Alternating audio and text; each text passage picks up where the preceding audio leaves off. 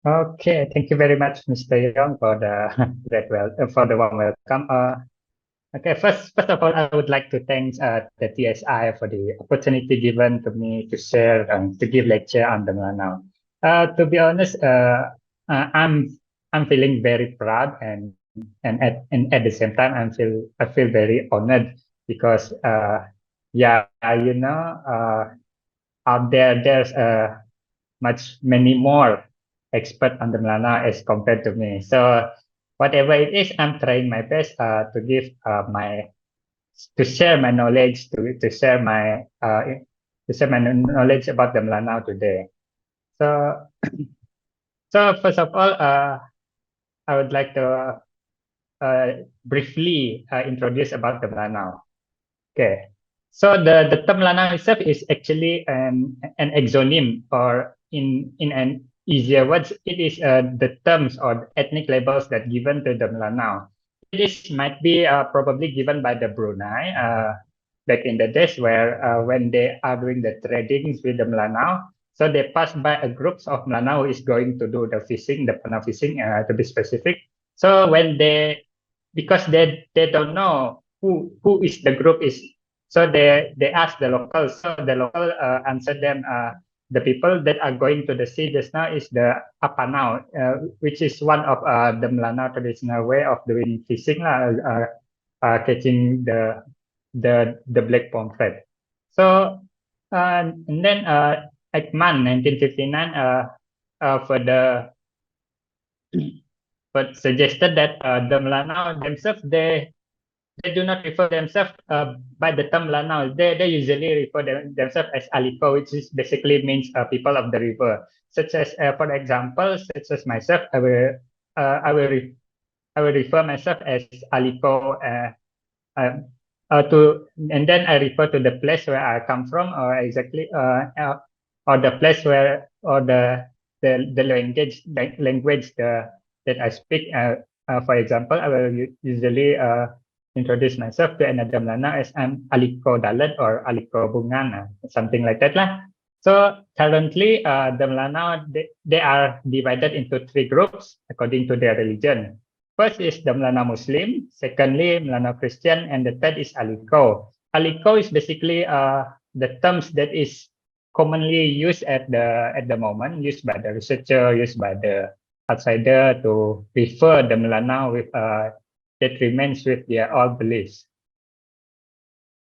Okay, so Seminar Melanau, the first Seminar Melanau, 1988, they defined Melanau as a definite and concrete group speaking different Melanau dialects, sharing a common custom and culture, and mainly residing in coastal areas between Kuala Rajang in southwest and Kuala Baram in the northeast. Okay, so in terms of numbers and location, according to Sarawak Facts and Figures 2021, estimated population of the Melanau is 133 and 400. This is according to the Department of Statistics. So most of them, as you can see on my slide here, more than 50% of them, or around 70,000, is in Muka, and then followed by Sibu 17,300, and some of them are Bintulu and some of them in Miri. Also, the Melanaus also can be found in Sarike and as well as Kuching.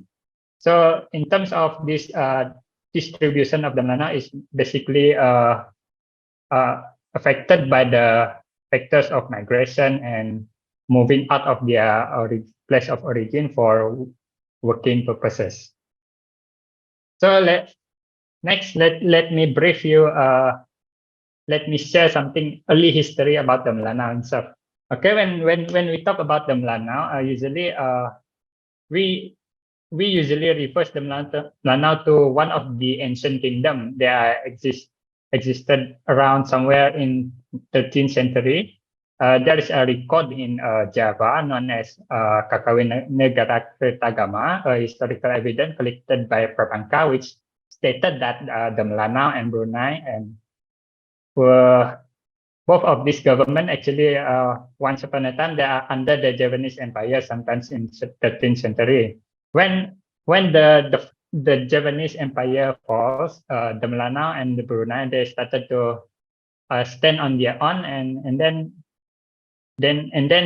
comes in the story of the Tugau, which I'm going to share the next. So the Tugau is known as the ruler of the Melanau, the ruler of the kingdom of the Melanau that I mentioned just now. So in terms of the story, in terms of the tales among the locals, Tugau himself is a mythical figure in which he is seen as someone or an individual with how to say he has supernatural powers or divine powers. They said Tugau is not born from a human being, but in the story, the story that runs among the locals said that the Tugau is born from an egg, which is quite common among the stories among the locals or natives of Sarawak. For example, among the peoples in the northern region, which they said the Upai Semaring, they are most likely like Tugau. So both of these share the same, more or less the same story. Okay, so going back to this Tugau.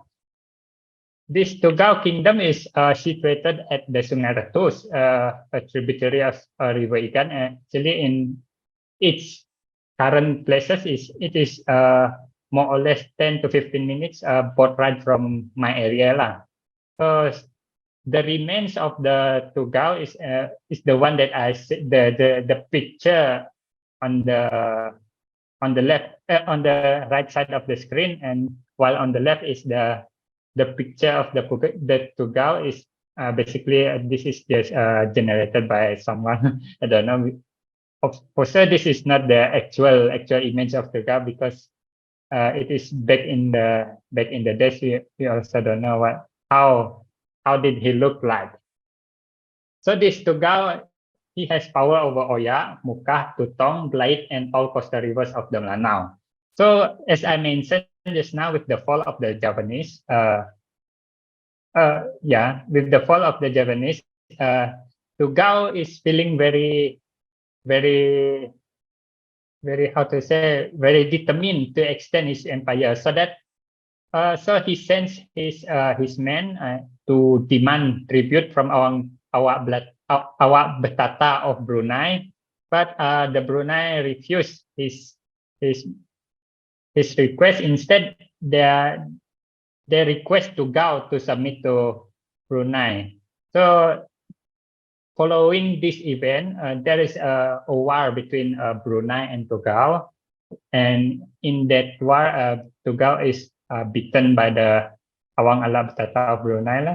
So after Tugau being defeated by the Brunei, all of the Melanau areas fall into the Empire of Brunei.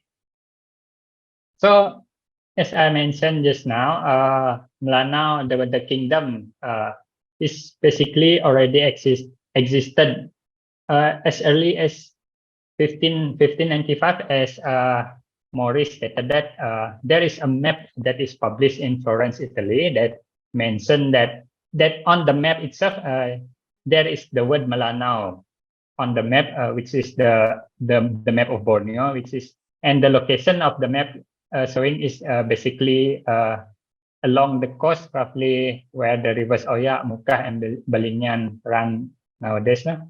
And then another European scholars stated that the Melanau identified on European maps as early as 1530s. This is basically much more earlier than Maurice. But the names that refers to the Melanau itself is vary in names. So, for example, here map by Abraham Fresques, 1375, they use the term Malau. And then in the 16th century map of Borneo by in the year of 1540, they used the terms Malang. And then Gaspar Villegas, 1537, they used the words Belanos, and Pierre Desilius, 1550, they used the terms Melano. And then Diogo Homan, 1558, they used Ar de Malano. And then Messina, 1952, used the term Rio di Maluno. And then Anomino, Fernão Vaz do Dourado, 1576, they used the terms Malano, and Anomino Manuel Jordinho de Iridia used the terms Milhanos. So this is the two maps that I managed to extract from Robert Nicol.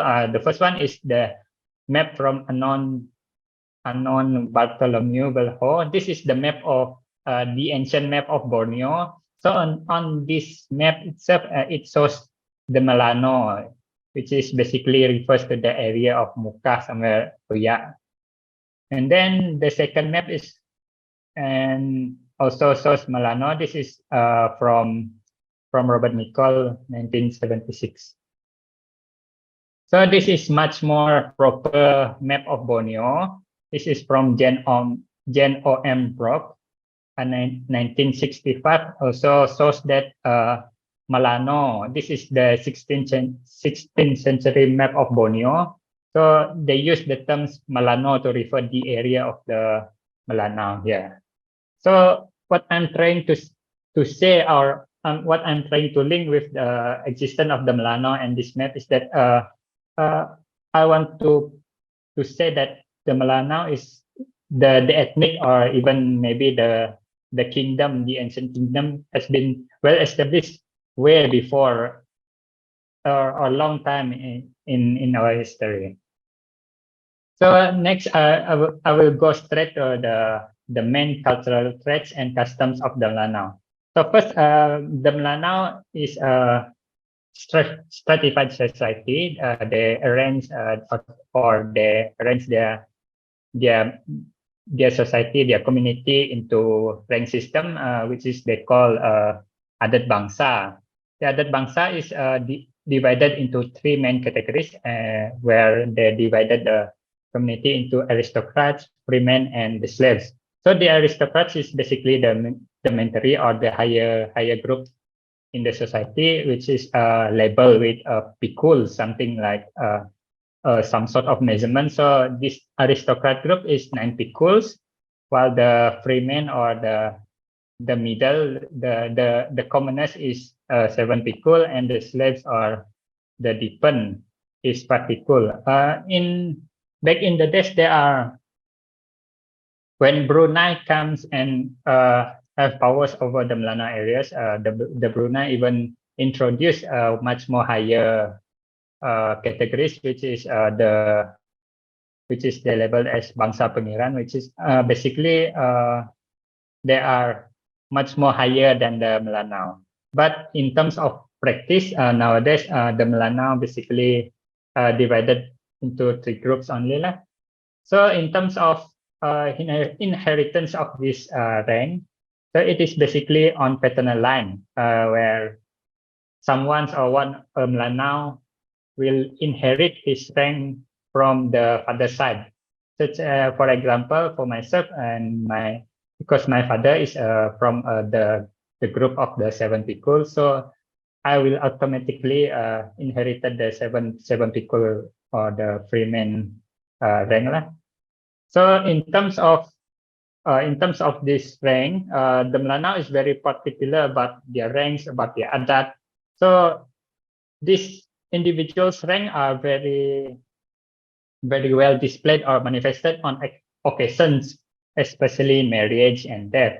The rituals, the insignia, and words used during this occasion is basically to represent the status of the individual. So as in this photo on my slide here, this is the insignia, or the the indicator or things that is used by the nine pikul Melanau during his or her marriage. So in terms of marriage, basically there are a few process, and I would, what I'm trying to highlight here is on petunang and later on or engagement of petunang and later on the marriage.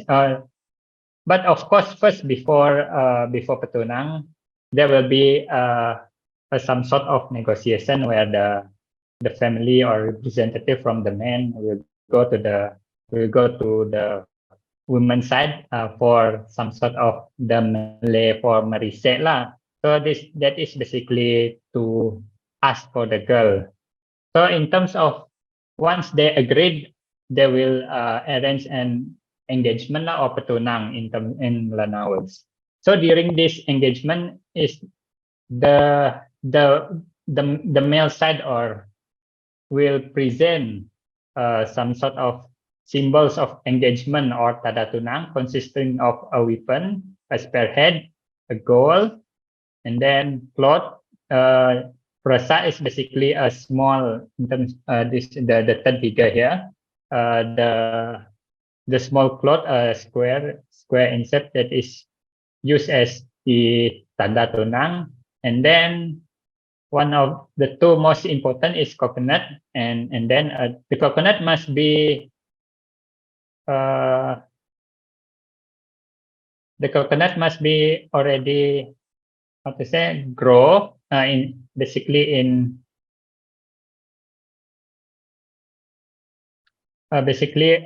one palm long, and then the rice is segantang, and then all the other items such as bitter leaf or sireh, and then gula apong, and then another biscuits or some sorts of another things to cukupkan to make sure it in 7 in numbers. So that's for petunang. And then for the wedding itself is very full of adat, and then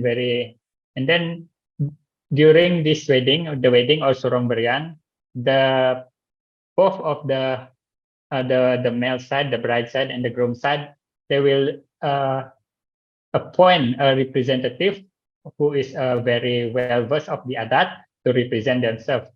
So before the groom can go to the house of the bride, first they will have to do some sort of this ceremony lah, this surong berian ceremony.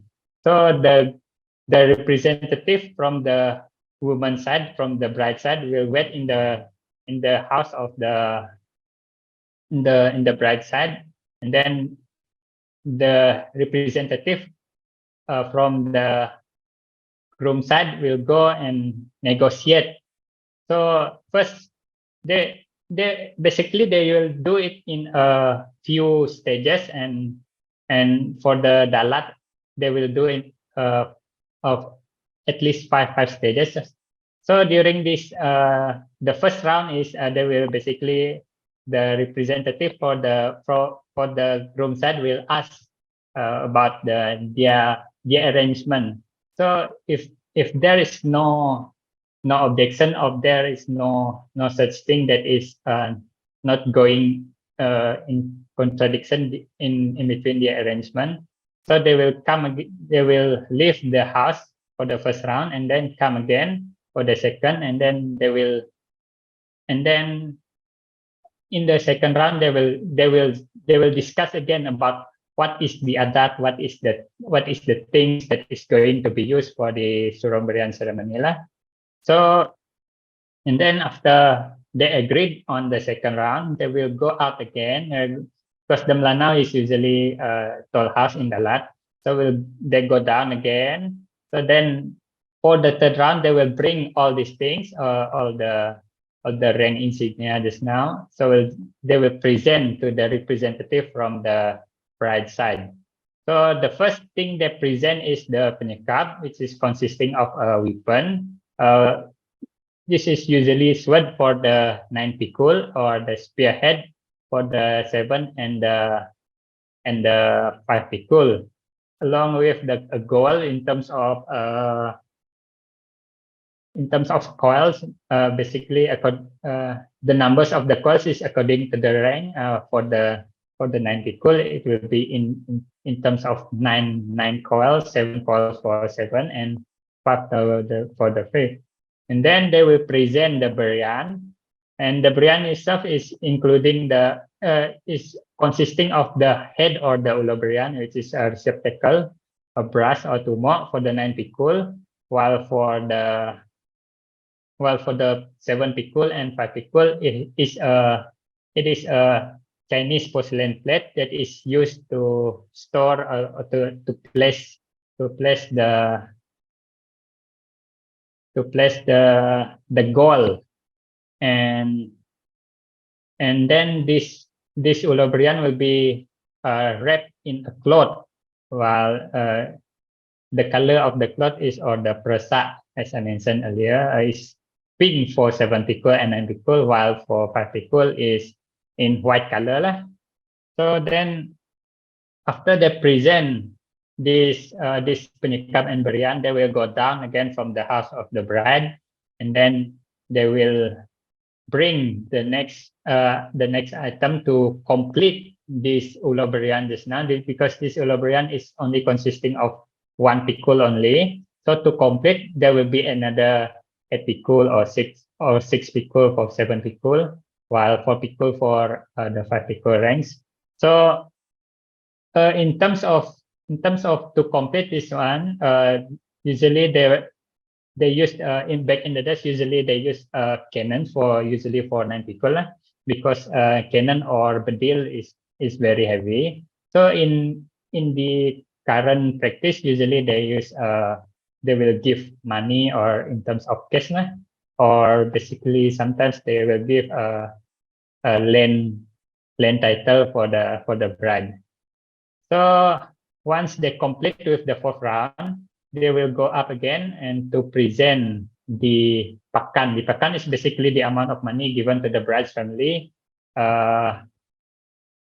It is in terms of money, in terms of cash, and where the value is RM25 ringgit per pikul. So for the 9 pikul, it will be 2 to 5 and so on lah.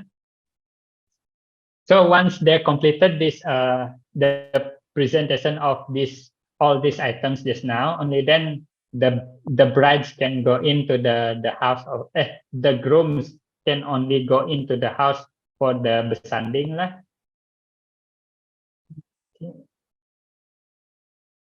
So before the groom go in, there will be another representative from the groom side. He will bring something like a food container, which is consisting of foods, consisting of cake, something like anything that can be eaten.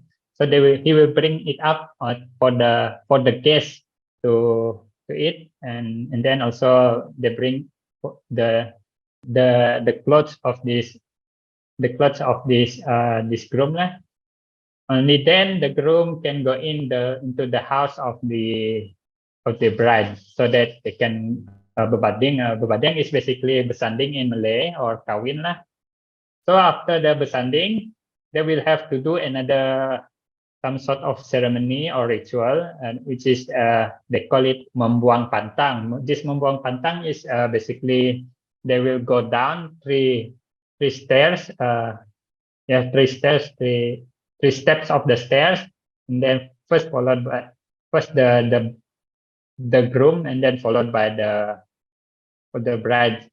So and then the presentation of these 3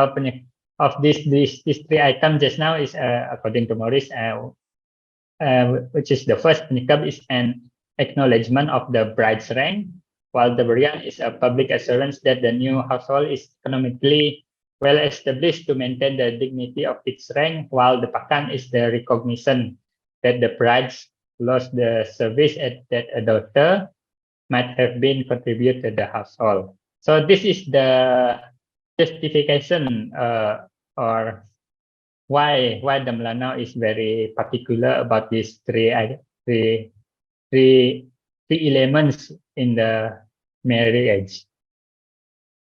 Okay, moving on to the next traits of the Melanau. So back in the days, Melanau have one practice or how to say Melanau head shaping practice, which is to conform to their ideal beauty. Because according to the Melanau, the ideal beauty is for the girl is having a concave forehead or some sort of moon face like.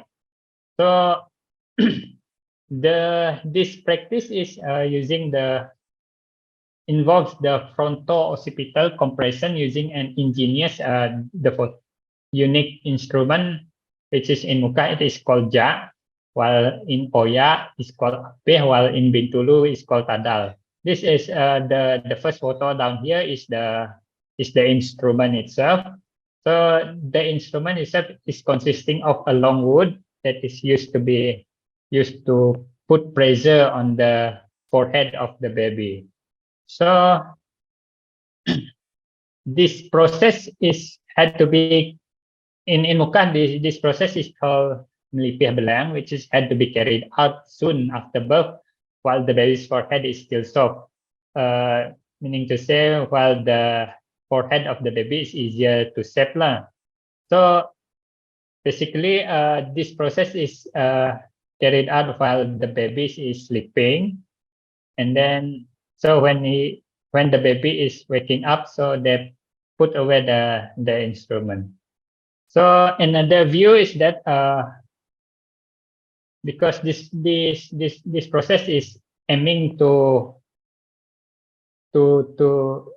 make sure the foreheads of the girl is flat.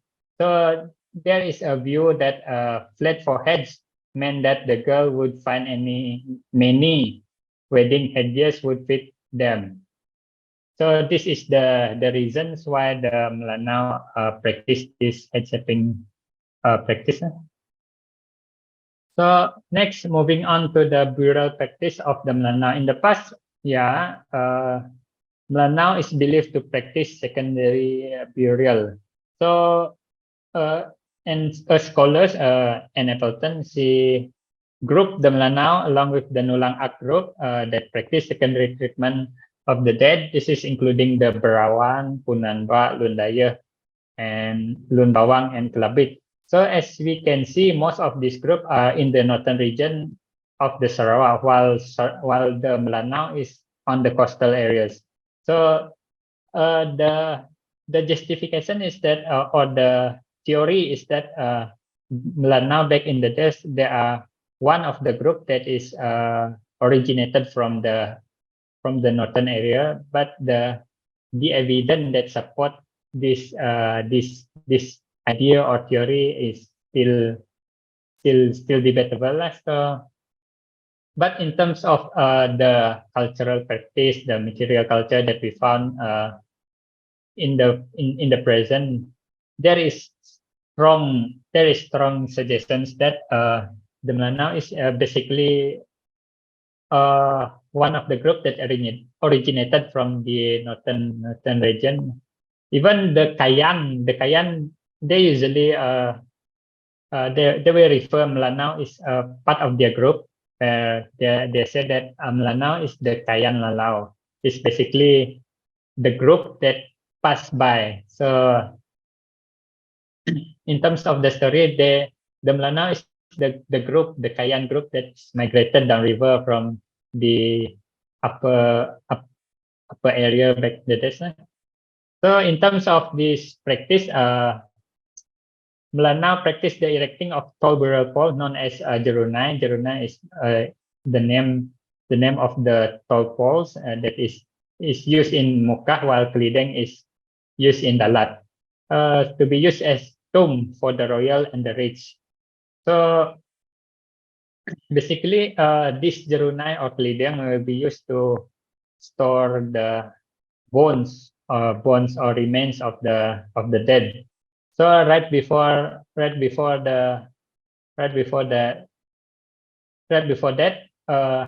the body of the dead will be stored in this lumbung gatong. Lumbung gatong is basically a hanging coffin that is used to decompose the body of the dead. So once the body is fully decomposed, the bones will be transferred into the for this jerunai, it will be transferred into this jar-like parts of the jerunai, and then they will stay there forever. So basically, the practice of erecting of the jerunai is already abandoned. So back in the days, because right before the Brooks era, lah, or probably during the Brooks era, because the Brook is against the slavery practice, which is in the Melanau practice back in the days, the erecting of the jerunai involving the killing of the sacrifice of slaves. So when the Brooks come to the area of the Melanau, so they ban this practice. So that is the particular reasons why the practice is no longer be seen till this day, lah. So okay, this is just for some sort of sharing. There is a movie currently on show in the maybe cinemas throughout Malaysia. This the movie is called The Sumpahan Jerunai. It is basically has something related to do with this jerunai or this burial practice of the Melanau. So if you have times, and you can go and watch the movie, lah. Okay. Next, I would like to talk on the kaul. The kaul is basically a ritual of propitiation and thanksgiving. So in Muka, the kaul is basically conducted during the musim landas, where the sea is calm, and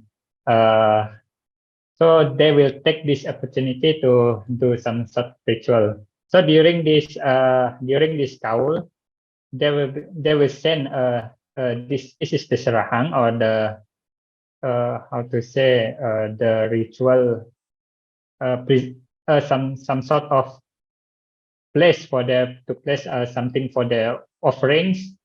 So they will send it to the muara of the sungai. So the purpose of this ritual is basically to propitiate, or to do thanksgiving for the spirits, because the Melanau back in the days, they believe in the spirits that will assist them in their daily activities, their daily life. So these spirits have to be propitiated, and then so that they can continue a good relationship between the Melanau, between the human and the spirit.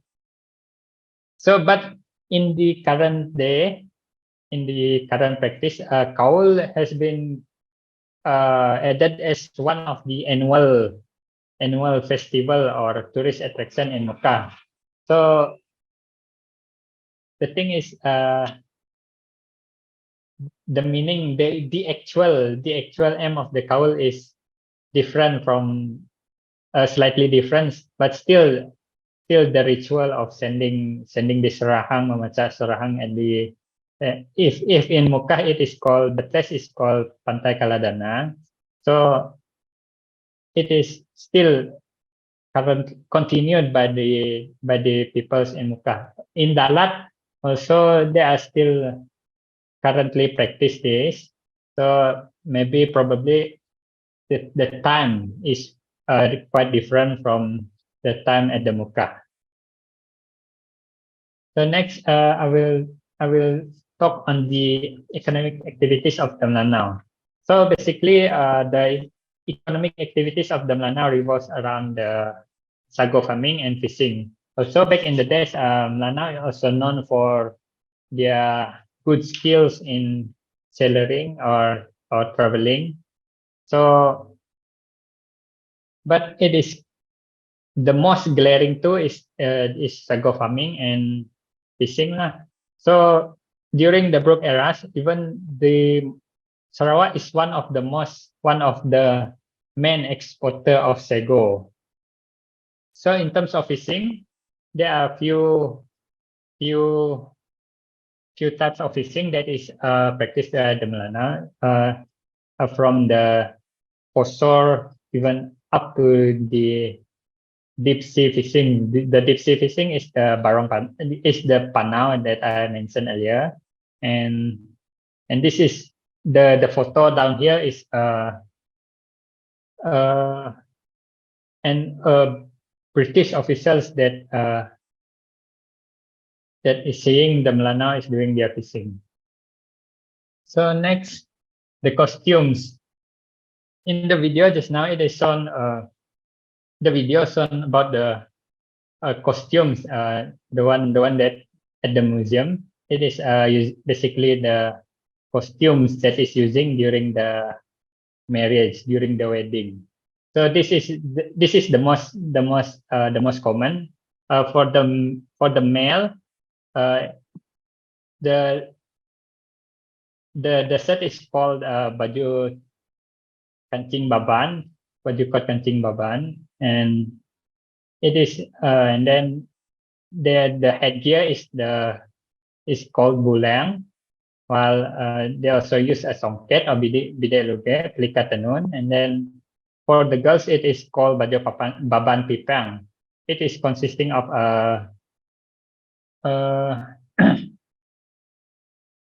baju baban that is made from a silk kind of cloth that is then completed with an accessory that is called jinar, and then also a bidi lugela. So as we can see here, the Melanau is very much influenced by the outside because as you can see here, there is a songket, there is which is basically not the. So what I can conclude here is that this is the how to say, this is the proof that the Melanau is very open and they are easy to assimilate or to adapt with the elements from the outside. So moving on to the traditional foods, also shown in the video just now.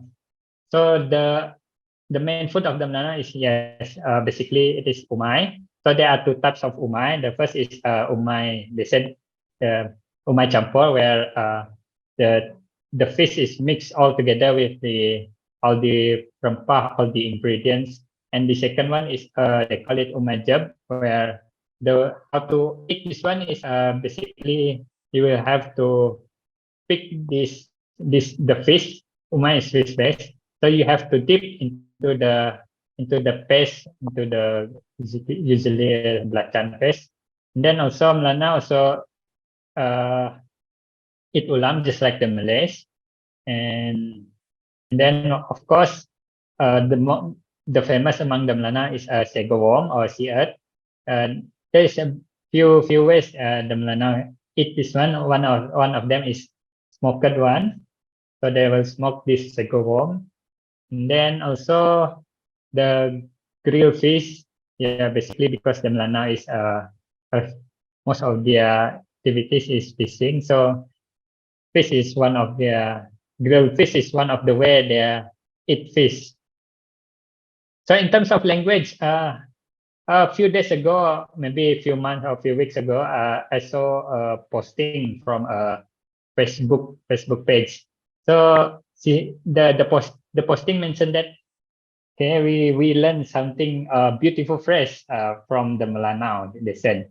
So when they saw what is the phrase is, so the phrase is basically kabut kabilam, which is someone said kabut kabilam, meaning to say I love you in Melanau, which is basically very misleading. So when we are on Facebook, when we saw the love emoji, so we all know that something is very wrong here. So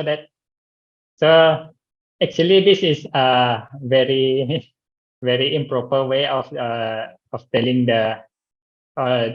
teaching someone about Melanau language. So here I would like to clarify that the meaning, the actual meaning of this phrase is kabut is basically the back part of your or your ass lah actually. So the meaning of this phrase is basically your ass is black lah. So what I'm trying to say here is that we are in a very modern days. So the teaching of one's language is basically the easiest way is to learn the language from not a good ways lah. So okay, I'm leaving that to that. So basically, there are 6 dialects of Melanau. The first is Muka-Dalat, which is I myself speak the Dalat dialect. Even though they group Muka and Dalat in the same group here, actually the words, some of the words used by the Muka and the Dalat is slightly different. For example, I will take the words water. For Muka, they will call water is as nyaam, while in Dalat we call it anom.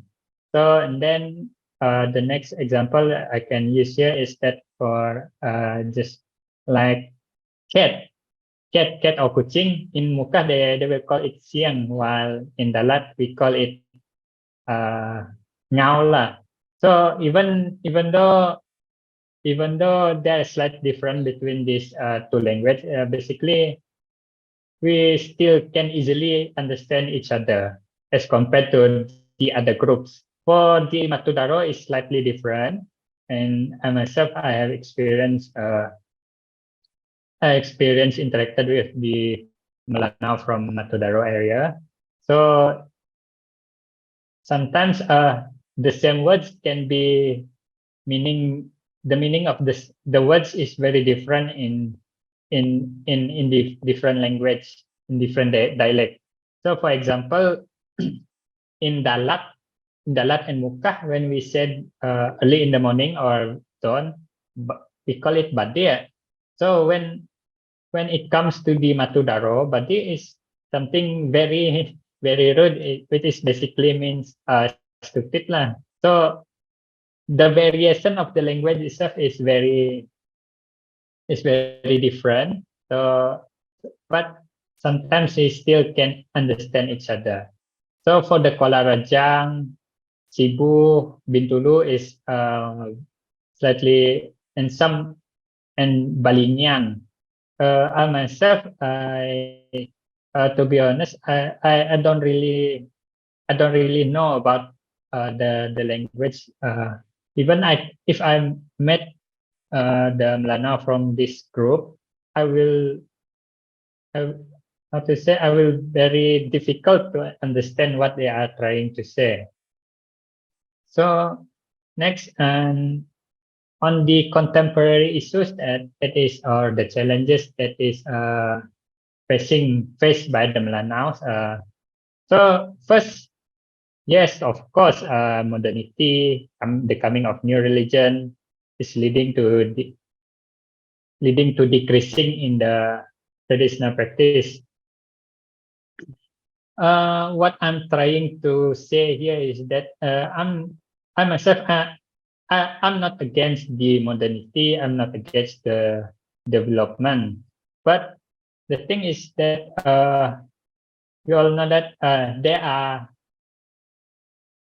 when we talk about modernity, it will basically causing to the decreasing or this will sometimes it cause to the abandonment of the traditional practice. So yes, this is unavoidable. So but the thing is when it comes to modernity, when it comes to the new religion, we will start to lose our identity bit by bit. So this is quite saddening, but yeah, this is the this is life. This is things that we cannot avoid. So the second issues that I would like to highlight here is the use of bin and binti in the identification of the Melanau. So the thing is, this is experienced by myself when I enrolled to higher institution learning center. When they saw my name, because my name is Robinson bin Benedict Mugok. So outsiders or people that who don't know, they will directly ask, "Are you Muslim?" No, I'm not Muslim. So thing is, this is the things that is very, how to say, very sometimes making me very comfortable with it. So sometimes it cause confusion. Yes, because yalah, sometimes especially during the bulan puasa or something. I'm not trying to how to say, I'm not trying to uh raise some issues or what here. The thing is when we yalah, maybe the Melanau, they have the face that looks like the Malay. I don't know. So when we eat at the kedai makan during the bulan puasa, then sometimes people will look pandang serong at us. So just because we eat during bulan puasa, just because they don't know that we are not Muslim. So this is the things that very, how to say, very making us very not comfortable. I'm not trying to represent, but I'm talking on behalf of myself. So then the next issue is when we talk about development just now, the usually the politician, they will say, yeah, we are doing development, so we are leaving no one behind. But the thing is, the reality is on the ground there. Even for myself, even from the area where I live, in the yeah, we still don't have proper road access.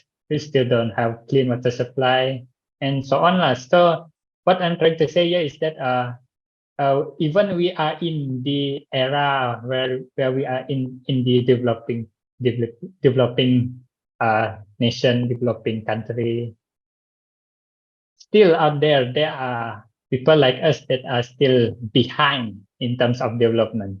So one of the one of the issue here is that I'm not trying to how to say, uh, I'm trying to make so much big issue here. But the thing is, what I want to say here is that even though with this kind of condition, there are some of us, we managed to get out of this condition. We are managed to secure jobs in somewhere else, but still, people at the kampong there, they are still living in the conditions that is very totally different from us. So in the next slide, I would like to share the success story of Melanau. This is a Melanau Iban. So she is come from the areas where it is not that far from my village. So here I will share her story. Okay, so just enjoy this video.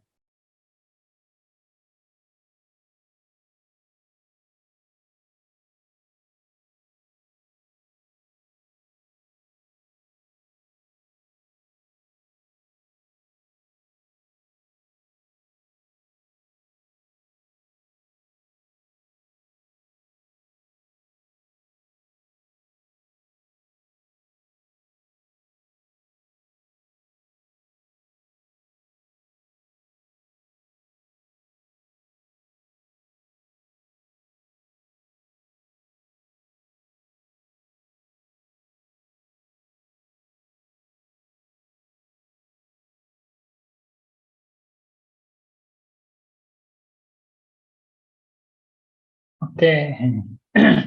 So this is a young lawyer. that is originated from her kampung name is Kampung Kebuau. So as we can see in the video just now, it is education that is the power that can change so many things. So what I'm trying to say here is that even though some of us still living in the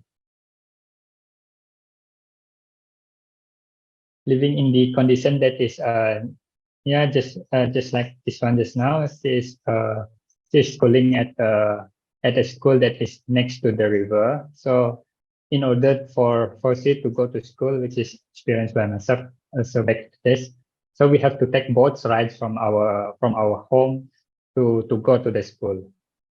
So yeah, so I do believe that with good education, it is the key to change so many things. So I think that's it for me, and okay, I will end.